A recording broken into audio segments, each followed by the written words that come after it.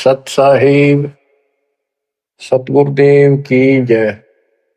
बंदी छोड़ कबीर साहिब जी की जय। बंदी छोड़ गरीबदास जी महाराज जी की जय। स्वामी राम देवानंद जी गुरु महाराज जी की जय हो।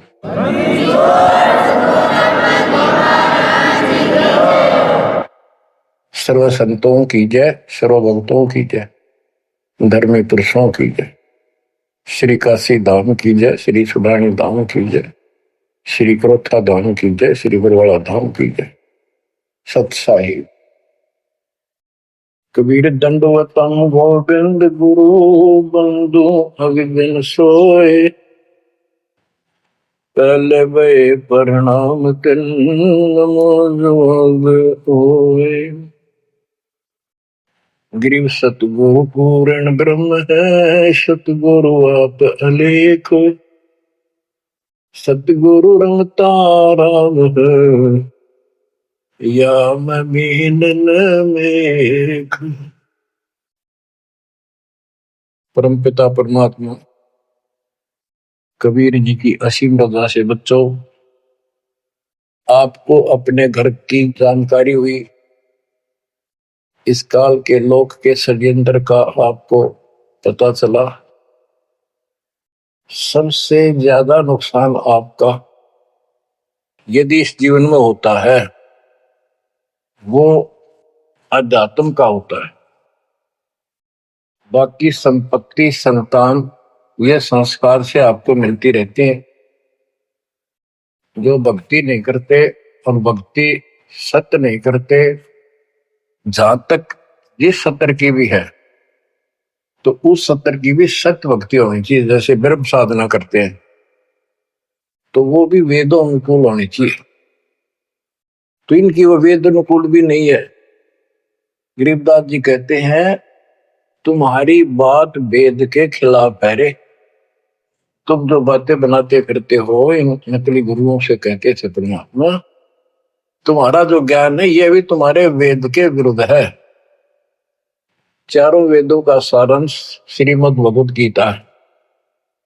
इसमें तप करने वाले को मूर्ख, राक्षस, मुझे भी दुखी करने वाले और शरीर के अंदर विराजमान शक्तियां कमलों में विराजमान उनको भी परेशान करते हैं। उनको असुर योनियों में डालूंगा। भक्ति कोई बच्चों का काम नहीं है, एक जीवन का सौदा है।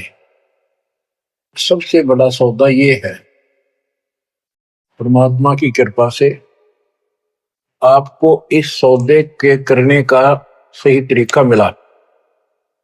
पूरा सतगुरु मिल गया, संपूर्ण अध्यात्म ज्ञान मिला। कभी विचार करते हो आप बैठ के कि बातों में ये क्या हो गया?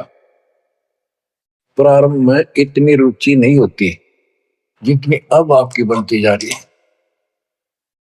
क्योंकि बच्चे प्रथम कक्षा में जब पढ़ते हैं तब उनका भाव कुछ और ही होता है। धीरे धीरे वो उच्च क्लासेस में पहुंच जाते हैं तो उनकी लगन विशेष हो जाती है। अब आपकी लगन विशेष होती जा रही है, आपका दिमाग, आपकी बुद्धि विकसित हो गई है। इसलिए आप कोशिश करते हो कि ज्यादा से ज्यादा समय भगवान की सेवा में, सुमरण में और सत्संग, जैसे अब परमात्मा की कृपा से दास ने आपको मालिक की महिमा बतानी शुरू की है, इसमें भी आप बहुत अच्छी रुचि ले रहे हो। तो इससे सिद्ध हो गया कि आपको ये समझ आ चुकी है कि किया जाता ये काम है। बाकी तो मजबूरी है, वो तो ना करेंगे तो तुरंत दिखाई दे नुकसान बना होगा, और इसको नहीं करेंगे अभी अध्यात्म ज्ञान से पता चलता है कि ये ना करा था कति सत्यानाश हो जाएगा, कितने योग्य नहीं रहेंगे। तो बच्चों ये ज्ञान से ही सारी बातें होती हैं और ज्ञान सतगुरु बिना नहीं मिलता। गुरु बिन काऊ न पाया ज्ञाना, जो तो था हो चढ़े किसाना। गुरु बिन वेद पढ़े जो प्राणी, समझे न सार रहे अज्ञानी। एक बात ये सिद्ध हो जाती है कि अभी तक गुरु किसी को प्राप्त नहीं था। यदि प्राप्त होता तो ये ज्ञान पहले होता हमारे पास। और जिन महापुरुषों को ज्ञान हुआ उनकी किसी ने सुनी नहीं। आदरणीय गरीबदास साहिब जी, मेरे पूज्य गुरुदेव जी, तो उनकी किसी ने सुनी नहीं। और परमात्मा ने अब जाकर के ये सब व्यवस्था की है।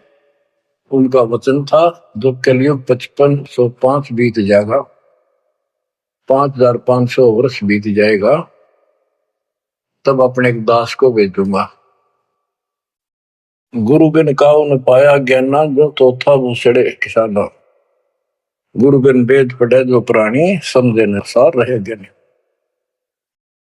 तो बच्चों, अब वो आपको गुरु प्राप्त हुआ है। जैसे आपको बताया कि ये सौदा फिरना ही संतो, यो सौदा फिरना ही। मनुष्य जीवन का जो सौदा है, इस मानव जीवन का जो सौदा, इसमें अगर नुकसान हो गया, ये बहुत ज्यादा नुकसान है इसका। फिर इस जीवन में, कई जीवनों के अंदर भी ये अक्षति पूर्ति नहीं होगी। और इसके जिम्मेदार ये नकली गुरु हैं जो काल के दूत हैं। अब तो ये मान बढ़ाई के भूखे 1000 2000 चेले हो जाए, चेली हो जाए, इनको दान दक्षिणा मिल जाए, फिर इनकी मौज हो जाए। परमात्मा की तरफ जो लगते हैं वो संस्कारी बच्चे होते हैं परमात्मा के। जैसे गीता अध्याय 7 श्लोक 12 से 15 और 20 से 23 में काल कहता है कि तीनों गुणों, रजगुण ब्रह्मा, सतगुण विष्णु, तमगुण शिव जी से जो कुछ भी हो रहा है, उसका निमित्त मैं हूं, वो मेरे कारण हो रहा है। इसको 1 लाख मानव शरीरधारी प्राणियों को नित खाना होता है। उनके शरीर से तपतशिला में भून के, उनमें से सूक्ष्म शरीर से वो शोरबा निकालता है। और जीव को इतनी पीड़ा होती है, मूर्छित होने के बाद वो अचेत हो जाते हैं, तो उसके बाद उनको उठा के फेंक देता है। फिर धर्मराज के दरबार में लाइन लगती है, किसी को स्वर्ग, किसी को नरक, कोई राजा, बने जाओ, सारा काल का खाजा। तो बच्चों, ये काल का षड्यंत्र सतगुरु बिना नहीं कोई बता सकता। परमात्मा स्वयं सतगुरु बनकर आए, उन्होंने ये सब पर्दाफाश किया। जैसे गीता अध्याय 7 श्लोक 12 से 15 और 20 से 23 में ये कहता कि जो कुछ भी ब्रह्मा जी से उत्पत्ति, विष्णु जी से सतीथि यानी पालन, और शंकर जी से सहार, इन तीनों गुणों के द्वारा जो कुछ भी हो रहा है उसका निमित्त मैं हूं। फिर स्पष्ट कर दिया कि जो केवल इन तक की भक्ति करते, ब्रह्मा विष्णु महेश तक तीनों गुणों की जो भक्ति करते हैं और इनसे आगे कोई बात सुनने को तैयार नहीं है, राक्षस स्वभाव को धारण किए हुए मनुष्यों में नीच दूषित कर्म करने वाले मूर्ख, ये मुझे भी नहीं बचते। 20 से 23 में यही स्पष्ट किया कि अन्य देवता जो हैं, इनसे हटकर ब्रह्मा विष्णु महेश से और नीचे के देवताओं की जो पूजा करते हैं, उन अल्प बुद्धि वालों का वो लाभ अक्षीणिक है। उनकी भक्ति के कारण मैंने उनको कुछ शक्ति दे रखी है, यानी ये मूर्खों की पूजा है। फिर बताता है कि मेरी भक्ति 4 प्रकार के करते हैं, आरत, अर्थार्थी, जिज्ञासु और ज्ञानी। आर्त वो होते हैं जो संकट निवारण के लिए भगवान की भक्ति करते हैं। तो जो केवल वेदों अनुसार साधना करता है, अपने संकट निवारण के लिए वेद मंत्रों का अनुष्ठान करता है, वो आर्त है। और एक अर्थार्थी, यानी धन लाभ के लिए भगवान की जो भक्ति वेदों में लिखे मंत्रों के आधार से उसकी साधना करता है, धन प्राप्ति को उद्देश्य लेकर जो साधना करता है, वो अर्थार्थी। जिज्ञासु, जिज्ञासु वो होते हैं जो जगह जगह जाके जैसा भी ज्ञान उनको मिलता उसकी खिचड़ी बना के और स्वयं भू गुरु बनकर जनता के भोली श्रद्धालुओं के नाश करने पर जुट जाते हैं, लग जाते हैं। उनको ना सिर का पता होता ना पैर का, ना तत्व ज्ञान से वो परिचित होते हैं। उनके गुरु भी ऐसे ही नकली, और वो फिर आगे सारी साधना व्यर्थ की बताते हैं। फिर बताया कि चौथे प्रकार के ज्ञानी, ये ज्ञानी आत्मा मुझे बहुत अच्छे लगते, क्योंकि ये मुझे चाहते हैं। 7वें अध्याय के 18वें श्लोक में स्पष्ट कर दिया है, ये ज्ञानी आत्मा है तो उदार यानी कति निर्मल आत्मा के, समर्पित है, कुर्बान है परमात्मा के लिए। लेकिन ये मेरे वाली अनुत्तमा गतिम, मेरे से प्राप्त होने वाली अनुत्तम, अश्रेष्ठ, निष्कृष्ट गति मोक्ष में आश्रित है। ये अनुत्तम शब्द है, उत्तम माने अच्छा, अनुत्तम इसका विपरीतार्थक शब्द है। ये हमारे धर्मगुरु इसका अनुवादक इसमें लिख रखा है, अति श्रेष्ठ, जिससे श्रेष्ठ कोई ना हो। भाई कोई फेल हो जाता बच्चा, वो कहता है मेरे लिख रखा अनुत्तीर्ण यानी फेल, और कोई कहे इसमें लिखा क्या इससे पढ़कर कोई पास नहीं, सफल हो गया। वो कहने को तो कुछ भी कह सकता है, परंतु वो बात गलत है। 7वें अध्याय के 19वें श्लोक में स्पष्ट कर दिया है, बहुनाम जन्मानाम अंते ज्ञानवान माम पर बधते। ये ज्ञानी आत्मा भी अनेकों जन्मों में तो ऐसे ही गलत साधना करते रहे नीचे की, किसी अंत के समय में कोई ज्ञानी आत्मा मेरी भक्ति करता है, बस कोई कोई। और वासुदेव सर्वमिति सहमात्मा सुदुर्लभ है। जो गीता कितना पवित्र शास्त्र है, कितना अनमोल ज्ञान इसके अंदर है, जिसने इसका अनुवाद ठीक से नहीं करना आया और उन्होंने अनुवाद कर दिया, ये तो और सत्यानाश कर दिया, अर्थों का अनर्थ करके जनता में भेज दिया। उसी आधार पर सब आश्रित होकर के बस उस अच्छे ज्ञान को गलत बनाकर पेश किए गए को सत्य मान लिया। अब ये स्पष्ट कर दिया है कि जो संत, जो महात्मा गुरु ये बताए कि वासुदेव है क्या, डेफिनेशन ऑफ वासुदेव। वासुदेव ये श्री कृष्ण को कहते हैं। वासुदेव तो वेदों में लिखा है, श्री कृष्ण जी तो द्वापर में पैदा हुए। ये वासुदेव के पुत्र थे, एक नाम था एक व्यक्ति का। वासुदेव का अर्थ होता है बच्चों, जिस परमात्मा की सत्ता सबके ऊपर हो, चक्रवर्ती, सर्वव्यापक, अनंत कोटि ब्रह्मांड का स्वामी। और जो ये बताए कि वो वासुदेव ही सब कुछ है, यज्ञों में प्रतिष्ठित करके उसको मूल रूप में इष्ट रूप में पूजा जाता है। वो सारी सृष्टि का रचनहार है और सबका पालन करता है, सबका धारण पोषण करने वाला वही है। जीव को मुक्ति दिलाने वाला, पाप कर्मों का नाशक, नाश करने वाला वही है। केवल उसकी भक्ति करो।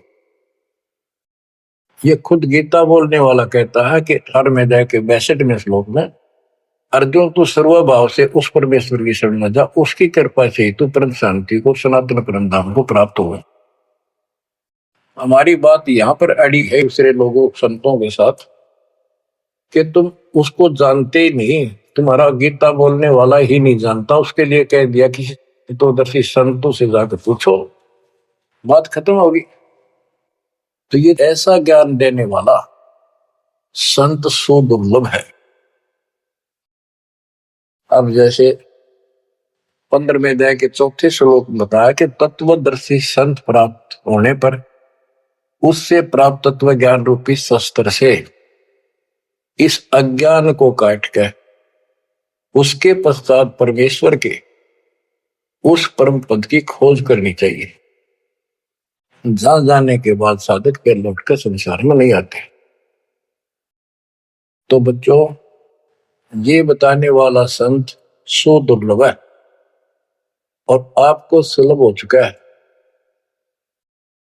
तत्व ज्ञान कोई ना कर झूमक रहा, पैसे ऊपर नाच सुनो रे झूमक रहा। कोटो मध्य कोई नहीं रे झूमक रहा, अरबों में कोई गर्क सुनो रे झूमक रहा। तत्व ज्ञान बताने वाला संत हे झूमक रहा, हे राम राय, आपको करोड़ों में नहीं मिलेगा। अरबों में कोई गर्क, गर्क का अर्थ होता है कपि परिपूर्ण, हर तरह से उसको अधिकार हो दीक्षा देने का, उसको ज्ञान हो संपूर्ण, पूरी भक्ति विधि उसके पास हो, उसको गर्क बोलते हैं। गर्क यानी सर्वसंपन्न। तो बच्चों फिर वो सतगुरु क्या बताता है, यो सौदा फिर नाही संतो, यो सौदा फिर नाही, यो सौदा फिर नाही रे संतो, यो सौदा फिर नाही। बच्चों एक सेकंड में, पल में पता नहीं आप फूक निकल जा कब, और जिसका लालच देकर अपने को मूर्ख बना रखा, कति महामूर्ख। आपको और थोड़े से दिन में ये ज्ञान सुनते रहो, अच्छी तरह समझ में आ जाएगी। लेकिन हम मूर्ख बन चुके हैं, हम मूर्ख बनकर संस्कार खराब कर चुके हैं। हमारा संस्कार परिवार जो कुछ भी ये बन चुका है, अब हमने इसको सेट करना है। अब काल के दाव को ऐसे काटना है, इन बच्चों को भी मालिक की शरण में लगा देंगे। अब उस संस्कार को कति खत्म कर देगा परमात्मा, जिसने एक दूसरे को कष्ट देना था। और कोई वैसे नहीं आ रहे बेटा बेटी बनकर, कोई न कोई ऐसी रोज कट्टा सा चुप हो जाते हैं। कोई लड़का बकवाद करे लट्ठम लट्ठा हो जा, कोई लड़की बकवाद कर दे भाग जा, दूसरी अपने कुल की मर्यादा तोड़ के तो माँ बाप रो रो मर जा। तो अब परमात्मा इनको ऐसा सेट कर देगा, ये भगवान के बच्चे बढ़ के लाइन पे चलेंगे। उदाहरण देख लो, आपके प्रत्यक्ष सामने है। जिनके सुथरे दिन आगे सुदिन, उन्होंने दास के प्रत्येक वचन को फॉलो किया। बेटी क्या होती है, बेटी पिछले जन्म का हमने इसका कि तो मार रखा होता धन, और उस बटेऊ का जो बेटी का पति बनता है, पिछले जन्म में हमने बकवाद करके ठगी करके इनको ठग रखा होता है। और फिर वो छाती पर बैठ कर लेंगे सारा और देना पड़े। तुमने उस दरगाह का मैल नहीं देखा, धर्मराज के तिल तिल का लेखा। भगवान देगा, उसमें कोई दुख नहीं होगा। ऐसे अटपट बकवास करके कितना ले लियो, पाई पाई देनी होगी। अब ऐसे संस्कार बदलता है कबीर भगवान। अब इन बेटियों को हम एक चवन्नी नहीं लगती, हमारी एक पैसा नहीं लगता। और बेटी कति खुश होकर इस ज्ञान को समझ के और अपना जीवन सफर शुरू कर देते हैं। बच्चे आश्रम में शादी कराई और जाओ कमाओ बेटा, और भक्ति करो भगवान की, 2 रोटी देगा दाता। काट दिए संस्कार सारे, ना तो मरते तुम तक। आज बात आ गया, कल छूट सकता। अब बालक का होगा, छोरी को पहुंचाना से लाना से, कोथली आ गई, सिंधारी आ गई, बिरान मट्टी साट चून ले फिरे जाते पका के, पर लेना एक न देना दो। तो अब ये संस्कार में हम फंस गए। लेकिन समर्थ की शरण क्यों लेते हैं? इसीलिए तो देते हैं कि हमारे बिगाड़े हुए कर्मों को, हमारे किए गए उत्पातों को अब दाता ठीक करेगा। और करने लग रहा है, धीरे धीरे कति क्लियर भी हो जाएगा। तो अब आपने और हमने क्या करना है, हम करते क्या रहे। सौदा क्या होता है, जैसे 10, 20, 5, 7 लाख रुपए लिए किसी से उधार पे, और देश प्रदेश में चले जाते थे। पहले वहां धर्मशालाओं में रुकते थे, जिनको लगन होती थी, जिनको ज्ञान होता था, वो धन से सौदा खरीद खरीद के दुगुना तिगुना चौगुना करके अपने घर आते थे और मालो माल हो जाते थे। आप भी सुखी, परिवार भी सुखी। और जिनकी बुद्धि भ्रष्ट थी, उस पैसे से वहां जाके शराब पीते, होटलों में ऐश करते, और जब वो पूंजी खत्म हो जाती, मुंह लटका के घर पे आते। जिनसे उधार लेके गए थे वो कहता ला वापस थे, ना मजदूर लग गया। तो बच्चों, ये वही प्रमाण दिया है जो आज ठीक ढंग से सच्चे गुरु के पास जाके और डट के भक्ति करेंगे, मर्यादित रहेंगे, वो इस मनुष्य जीवन की पूंजी को दुगुना तिगुना चौगुना कर लेंगे। तो बच्चों, ये जीवन का सौदा है। यो सौदा फिर नाही संतो, यो सौदा फिर नाही। जो प्रदेश में जाके अपनी पूंजी नष्ट करके आ जाते हैं, उनकी दुर्गति होती है, और जो इसको संभाल लेते हैं वो साहूकार बन जाता है। कबीर शब्द निर्धना धनवान नहीं कोई, धनवान उसको जानियो जिस पर राम नाम धन हो। यो सौदा फिर नाही संतो, यो सौदा फिर नाही। यो सौदा फिर नाही संतो, यो सौदा फिर नाही। लोहे जैसा ताव जात है, लोहे के साथ ताव जात है। काया दे सराही संतो, यो सौदा फिर नाही। यो दम टूटे पिंडा फूटे, हो लेखा दरगाह माही संतो, यो सौदा फिर नाही। तीन लोक और भवन चतुर्दश, तीन लोक और भवन चतुर्दश, सब जग सौदे आही संतो, यो सौदा फिर नाही। दूने तीने किए चौगने, दूने तीने किए चौगने, किन्हीं मूल गवाई संतो, यो सौदा फिर नाही। उस दरगाह में मार पड़ेगी, जम पकड़ेंगे बाही संतो, यो सौदा फिर नाही।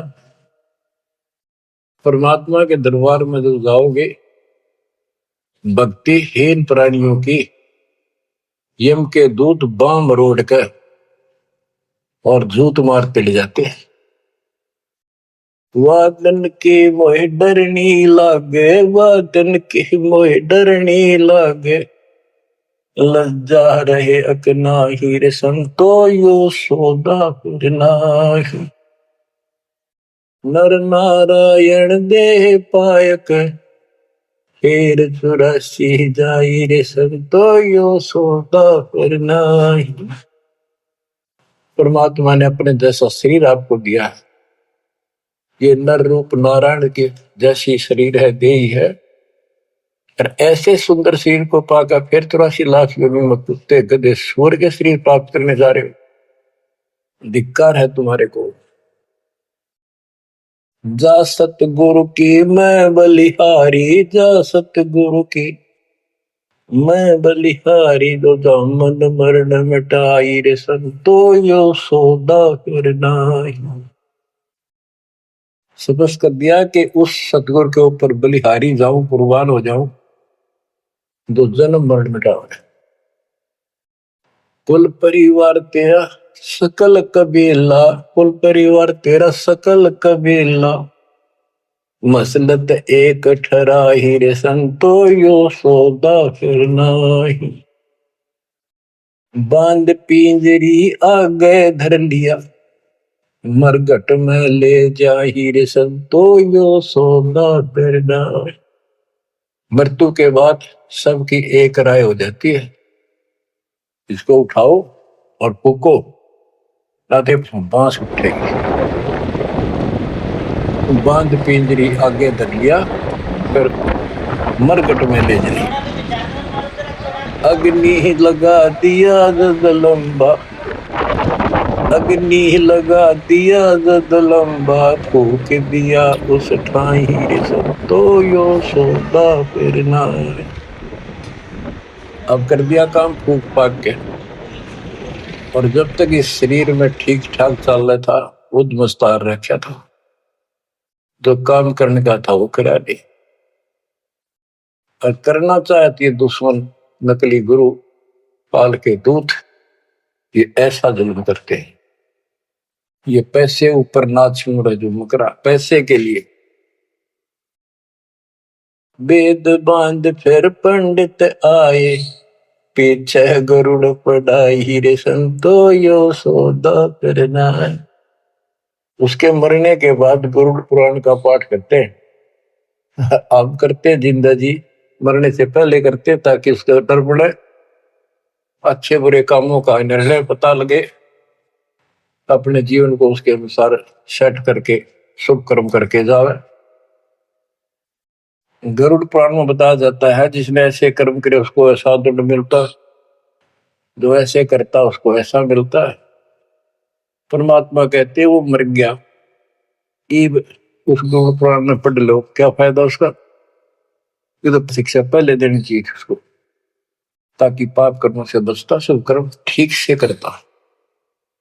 अब गरुड़ पुराण का पाठ भी कर दिया, फिर क्या हुआ?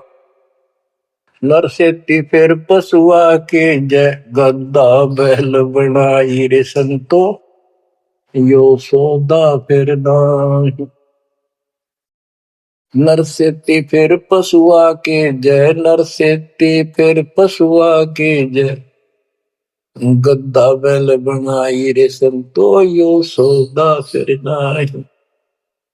बच्चों एक एक पंक्ति का एक एक आधी आधी पंक्ति भी ऐसा गजब का ज्ञान से भरी हुई है, जो ध्यान दो थोड़ा सा डर लगेगा।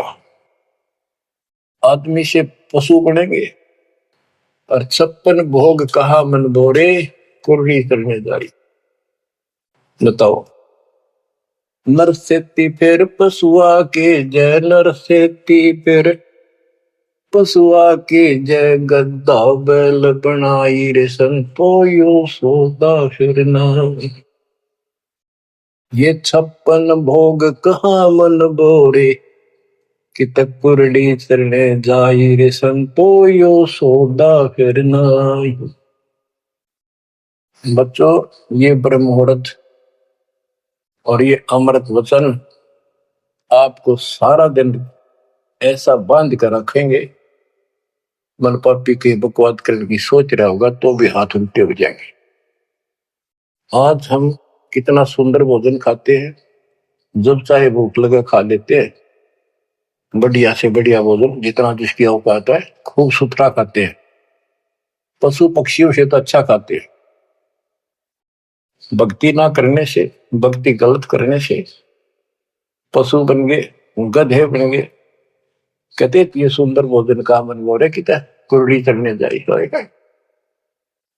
ये किसी डोम बाट के गीत नहीं, कोई नावल की बनावटी कथा नहीं, ये परमात्मा कबीर जी का दिया ज्ञान, उसके बच्चे संत गरीबदास जी महापुरुष का दिया हुआ ज्ञान। एक शब्द भी गलत नहीं है इसमें, एक अक्षर भी। हम अपनी बुद्धि से तोले तो अलग बात है। अब अपनी बुद्धि जीव की है, ये परमात्मा प्राप्त महापुरुष थे, इनकी किसी भी बात पर अविश्वास सोपन भी नहीं करना अपना। बच्चों एक एक बात आपकी छाती में रखा जाएगा। ये पहले दास ने जो ज्ञान दिया आपको सब प्रमाणों से प्रमाणित किया, 8 9 10 साल तक लगातार ये दिखाने पड़े। आज आपको जो भी दास कहेगा किसी प्रमाण के दिखाने की आवश्यकता नहीं पड़ेगी। तो दास कहना चाहता है कि आपको जो ये ज्ञान सुनाया जा रहा है ये महापुरुष गरीबदास जी द्वारा बोला गया है, और उन्होंने भगवान को आंखों देखा था, उनसे प्राप्त ज्ञान है ये। अब क्या बताते हैं, उधर तो गरुड़ पुराण का पाठ किया, फिर श्राद्ध शुरू हो गए, फिर महीना, पहले तो बहुत पंगा था कई तो महीने मनाए जाते, फिर 6 माही, छठे महीने, फिर वर्षी, फिर उसका काज करना, और फिर जैसे मृत्यु के बाद अस्थियों को उठाकर गंगा में गिर के आना।